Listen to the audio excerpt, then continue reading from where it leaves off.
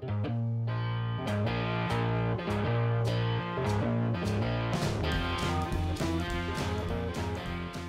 everybody, welcome back to Durbin's Bourbon. I'm Joe. And I'm Josh. We're going to be doing a bourbon review today. This one is an oldie but a goodie Elijah Craig 18-year bourbon. It disappeared off the shelves for a little while. Those of you that have been following the show for quite some time, you may remember we did a review of a bottle I had, still have, an 18-year Elijah Craig that I had purchased about 6 or so, maybe 7 years ago. And I was aghast at how much I had to pay for it back then. It was one of 2 bottles that was left on the shelf at one of our local liquor stores. And I was shocked that they were asking $49.95 for it. And I thought, well, it's covered in dust. I'll give it a try. I'll go ahead and spend the money. So I bought it, and we did a review of that particular bottle about a year ago. It's on the channel. If you dig a little deeper, you'll find it. The difference in the graphics on the bottle is the bottle that I have from a long time ago had more scrolling marks, graphics with the label that wraps around the bottle. A little different. The label's different. There is some changes that that they have done when they produce the new ones. This goes all the way up to 23 years. Elijah Craig is heaven. Oh, yeah. They have a 23-year, which I've never seen it in the wild.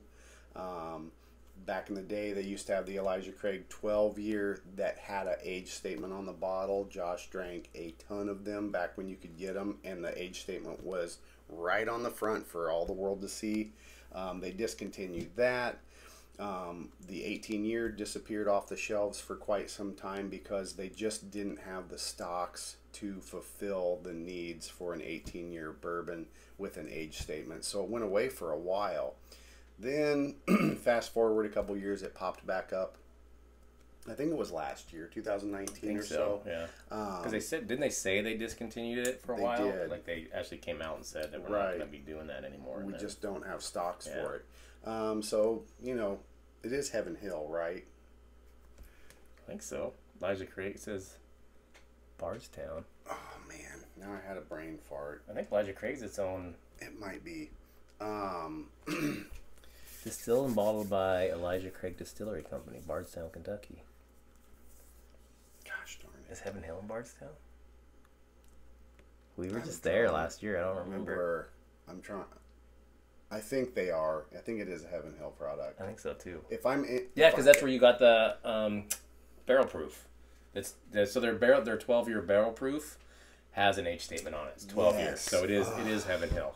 Man, I'm so smart. It's crazy. You pulled that out of nowhere, bro. I was just thinking when we were in the shop and I was buying stuff, and it was so fun.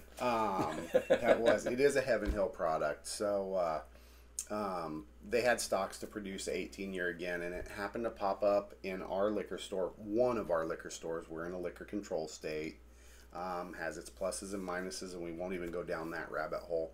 But anyway, Josh texted me and he said, dude, they have Elijah Craig 18-year on the shelf, and it was 129 somewhere in there. 129, under $130 for a bottle, and I went, oh my gosh, I've got my old bottle. Do I want to get another one? I don't know. He grabbed one. Actually we text back and forth, and I said, you know what that's going for right now? I've seen a lot of prices on Wine Searcher and all those websites. Those of you that are whiskey geeks like us, I know you search all that stuff. They were going for like $250 and $300 a bottle. I mean, it's 18 years.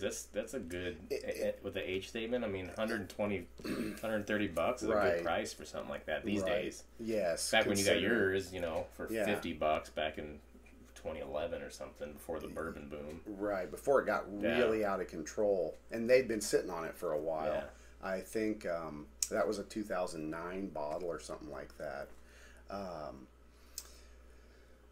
It's still kind of spendy, but so we're doing a re-review of the same type bourbon, same label, but it's several years older. It is a single barrel. It is a single barrel, so those of you that are single barrel fans, you know that you can buy a single barrel from this particular barrel, and another barrel will be completely different. It might have different nuances, or it might just be not that good compared to the one you had before. Right. I've experienced that with Blanton's on a couple occasions. One Some Blanton's will be great, and another one will be kind of, no, that's not that good. They're all pretty good, though. That's true, they are. The Blanton's are all pretty good, but yeah, I know, you know, like that last batch we got was, man, it was incredible. Amazing. Yeah, that 2019 or something, April 2019. October. October 2019. 29th, 19. Empty bottle. Wah, wah, wah. But they're you know, it's a hit or miss thing. So let's give this one a nose. Good color. You can smell the 18 years. 18 years on it, the barrel. Yep. There's definitely that barrel char. Boy. Yeah, that's got some deep char to it. Like caramel. Char, deep caramel. Not getting a whole lot of some orange. Yeah, there's citrus, some orange. Definitely. Maybe some burnt. Actually, I think that's probably the char leaning to like a burnt orange. Like orange peel. Yeah. I do believe it's 45% alcohol, right? Yeah. Ooh, good memory. So I forgot to tell proof. you all that.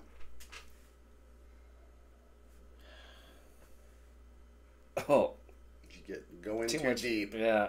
If you go in too sucked deep. in too hard. You go in too deep on a nose, you'll fry your nose. That's funny. It's just on my right side. One side. There's some nose though. It does. Has a good nose. Oaky. Very oaky. Really oaky. Which 18 years you'd expect. Yeah. You got that.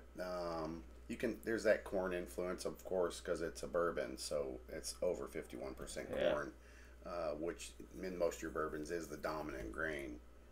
But then you've got that rye spice in there. This is one I would not add water with. No. I might, because I had some last night, and I wasn't super impressed. I've had obviously a few tastes out of that bottle. Tipples out of it, yeah. And I like he said, I really like the Elijah Craig. Their standard used to be 12-year. Now it's just whatever. I don't even know if they call it a single barrel, but whatever. Yeah. Their standard output one is, and I like their the barrel proof one. Mm-hmm. So yeah, the barrel proof is good. We got that at the distillery actually. You got one. I got one at our liquor. There's in our liquor stores now. Oh really? Yeah, I picked the barrel one up. proof. Yeah, I picked one up like 6 months ago. Huh? I lugged that thing all the way back here. Because it does have an age statement, so it's a little better. It says 12 years on the side. Mm-hmm. It's got a good nose. There's some caramel, that molasses kind of brown sugar characteristics. It's definitely got vanilla. That heavy char smell though. Yeah. Compared to your regular bourbons, I think. I'd say the char is dominant. Yeah. It's probably the first thing. We're going to go in for a taste. Cheers. Cheers. Cheers, everybody.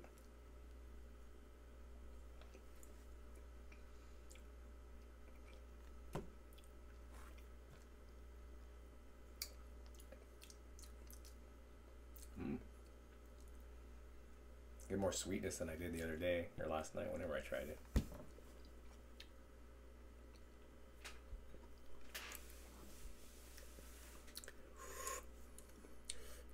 Boy, that I get a lot of vanilla on the initial.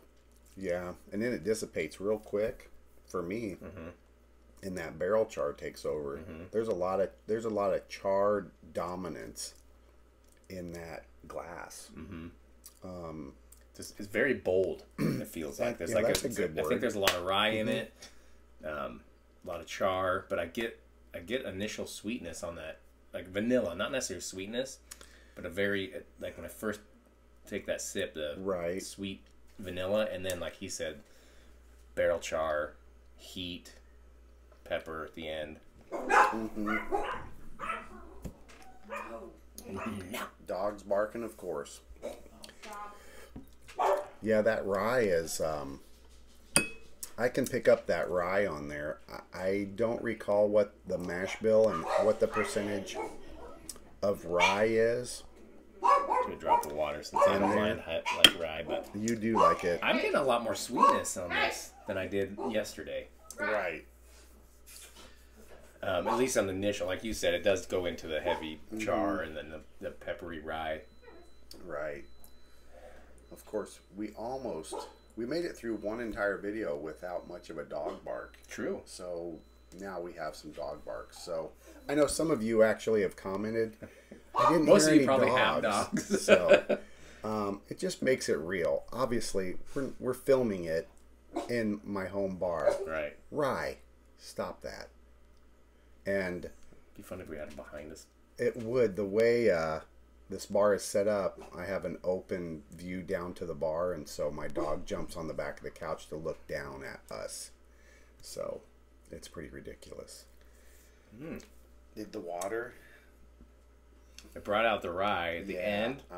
But the initial, it took a little of that char out, and it's sweeter. So I'm getting more caramel, vanilla, a little leather.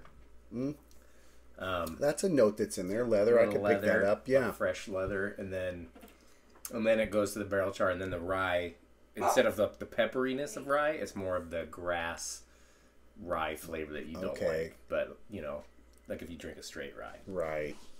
But the initials, I kind of like it with a drop of water. Yeah. So for you, water's good. Yeah, I like it. I like it neat too, though.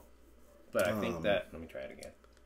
It's a good bourbon price point if you can get it for retail. If you can get it for suggested retail and you want to add it to the collection, I would recommend it. I mean, I'm glad I bought one of these as well. I haven't opened mine because Josh opened his. So what was the point of me opening it since I have the other 18 still opened? Comparatively between the two, I'm trying to remember back. Yours was pretty. Your old one is pretty low though, isn't it? It's probably pretty oxidized. Or did you have a lot left? It was pretty oaky actually. Yeah. If I remember correctly. I feel like this one is better. Oh yeah, here it is, right here actually. Oh yeah, right in the front there. So here, if y'all can see, that's the old label that was the original label, and this one was barreled 1990. 1990. It's 18 years old, so it was barreled in 1990. Oh, this just says bottled in 19. So yeah, so this you was can do the math on that. Yeah, so this was April. 09. Yeah, this one 02. here. I just spit on you. This one was barreled on April 26th of 1990, and so then 18 years later they barreled it. They dumped it. The product in that is what, 30 years old? Yeah, 2010, 20. That's a 30-year-old product in there. Wow, that's crazy. That's why we like whiskey. There's so much. History. Where you look back, it's just. I was it's fascinating. Junior in high school, sophomore or junior. 1990. Yeah, I know you were already married with kids, probably. A loser. I was graduated high school, that's for sure. Yeah, I was. Yeah, that's true. We're going back. Yeah, I think it's a good whiskey. I would pick it up, especially. Yeah. To find an 18-year age statement for under $150 on, I think anything across the board, except maybe some scotches, because those, they seem to be a little less expensive. Like you get your Glenlivet or something, 15-year, 18 years. Those are just right around 100, I think, maybe 120. The 15s are running around 70 now. They had a price increase for the 15-year, which is a finished sherry finished. I'm just for a bourbon. I mean, try to find an 18-year-old bourbon. For under 200. Yeah, good luck. Yeah, your 18-year scotches are going to be up there, and of course I wouldn't pay much more than retail for it though. No, I wouldn't. It's good, but it's not. I wouldn't say it's fantastic. No, it's fun to have in your collection if you can afford it. But if you're just kind of on the cusp of like collecting, I don't know. I might skip on that and get something. Yeah. I mean, you can get Henry McKenna or something that I think it's a 10-year same distillery. It'd be neat to try. I'd like to try the 23. Yeah, I can imagine that it would be super over-oaked. Just like a lot of the bourbons I've tried that were 23 years old. They're over-oaked, and they're just there's better whiskeys. Yeah, but it's a good one. It's worth collecting. Yeah, it's got, as it opens up now, the vanilla's coming out. Yeah, I'm telling you, with the water I get much more vanilla and really sweetness. But you also get more rye at the end. So if you don't like that rye, like Joe here, it'll ruin it because at the end it's like there's so much rye punch. I like that the complexity of that through the taste. Yeah. The sweetness, then you get the heat in the barrel, and then you get the rye at the end. I think it's that. It's like circle of life. Yeah. Yeah. As it opens up and sits there, the vanilla comes forward. Probably some of that ABV has evaporated, and no water in mine. Yeah, that has a different. Oh yeah. That's very vanilla forward. So as it sits a little bit, it's funny because I can smell. So in mine, you don't get nearly the char. Oh nope. Like yours, like smells like a burnt barrel. You can still pick up the char when it's neat. Yeah. So water, as it evaporates or sits in just sits in your glass if you're drinking it slow and enjoying it. Seems like the char evaporates, the vanilla comes out. So it's an interesting whiskey to sit with and enjoy. Price point, if you can get it for suggested retail, 120, 125, 130. It's worth it. Yeah. I'd rather pay the $50 I paid for this one a bunch of years ago.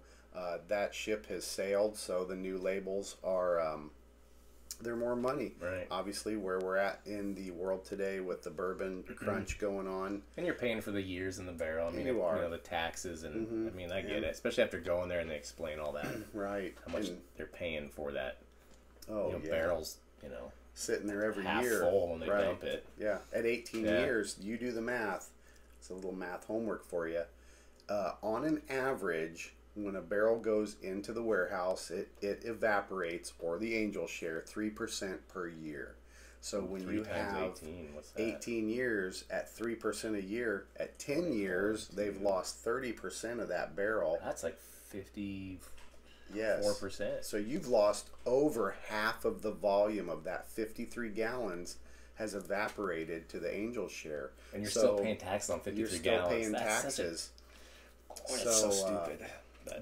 That pushes the understanding of why your higher aged bourbons or whiskeys cost more, because there's less product to go around at the end of the day, but they still got to try and recoup their money. Correct. There just isn't that much of it. And that, if you think about all that, $130 isn't that bad. No, I would think, because they got. I mean, how many barrels are half full that they're filling? Right. These when they do it, and it's a single barrel, so I don't know.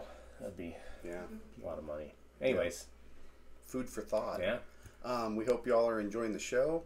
Hope you're having a drink with us. Please. This is a recommended bourbon. I would recommend it. If you can get it and you want to add it to your collection, it's definitely worth it for suggested retail. Remember to hit that thumbs up button, share us with your friends, and as always, enjoy your whiskeys and bourbons any way you like. Cheers, everybody. Cheers, buddy. Cheers.